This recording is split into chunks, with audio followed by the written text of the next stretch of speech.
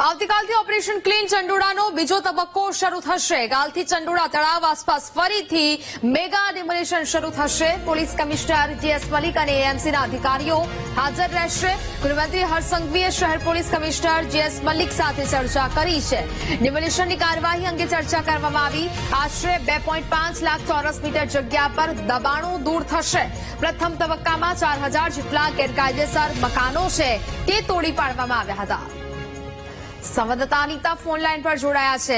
અનિતા, આવતીકાલથી operation clean ચંડોળાનો બીજો તબક્કો શરૂ થવા જઈ રહ્યો છે, શું વિગત?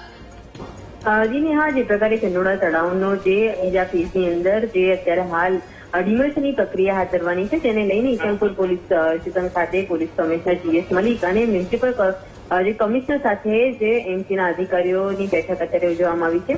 ખાસ કરીને અગાઉ જે પ્રકારે 3 લાખ ચોરસ મીટરની અંદર જે ચંડોળામાં જે ડિમોલિશનની પ્રક્રિયા હાથ ધરવામાં આવી હતી, જેમાં પહેલો ફેઝ જે પૂર્ણ કર્યો હતો, જેમાં 4000 થી વધુ જે મકાનો છે તેનું દબાણ દૂર કરવામાં આવ્યું હતું, પરંતુ બીજો જે ફેઝની અંદર અત્યારે હાલ દબાણ હટાવવાની પ્રક્રિયા હાથ ધરવામાં આવશે, જેમાં 2.5 જે ચોરસ કિલોમીટરની અંદર જે ચંડોળા તળાવની અંદર ગેરકાયદેસર બાંધકામ કરવામાં આવ્યું છે તેને હટાવવાની પ્રક્રિયા હાથ ધરવામાં આવશે।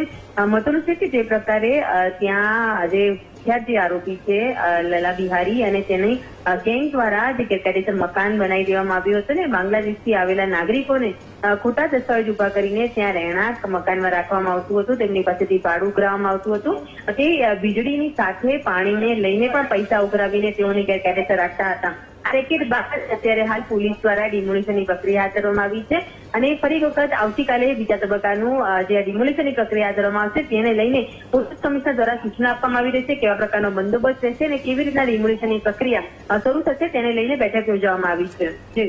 બિલકુલ અનિતા, જાણકારી બદલ આપનો આભાર।